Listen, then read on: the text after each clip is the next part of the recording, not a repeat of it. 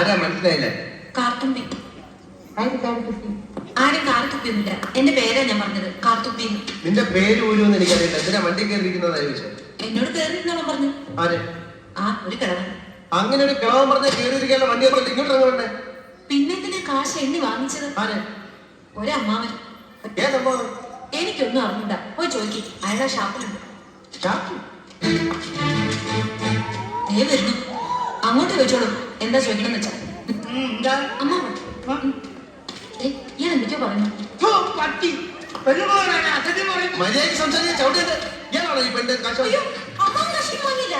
അമ്മാവൻ കാശ് വാങ്ങിച്ചിട്ടുണ്ട്. ഇയാളാണ് ഇത് എന്റെ അമ്മാവനാ. പിന്നെ അമ്മാവൻ കാശ് വാങ്ങിച്ചില്ലെന്ന് പറഞ്ഞു. അമ്മാവൻ കാശ് വാങ്ങിയെന്ന് പറഞ്ഞത് ശരിയാ. പക്ഷേ അമ്മാവൻ കാശ് വാങ്ങിയതല്ല ഞാൻ പറഞ്ഞത്. പറഞ്ഞു അമ്മാവൻ കാശ് വാങ്ങിച്ചെന്ന് പറഞ്ഞു. എന്റെ അമ്മാവൻ കാശ് വാങ്ങിയതല്ല ഞാൻ പറഞ്ഞത്. ചിന്നങ്ങനെ പറഞ്ഞിട്ടുണ്ടല്ലോ. സത്യമാണെന്ന് വിളിക്കണം. ഞാൻ പറഞ്ഞത് നേര് തന്നെ. ഇത് എന്റെ അമ്മാവനാണ്. പണം വാങ്ങിയത് വേറൊരു അമ്മാവനാണ്.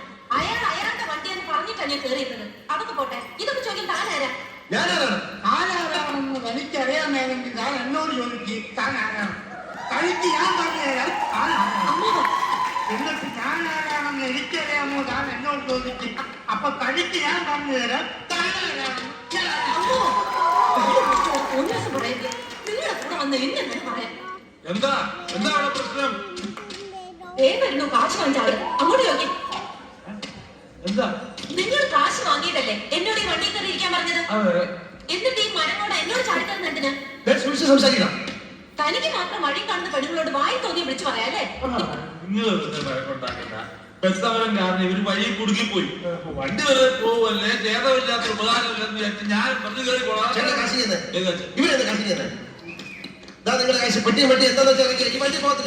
എനിക്കൊന്നും വേണ്ട.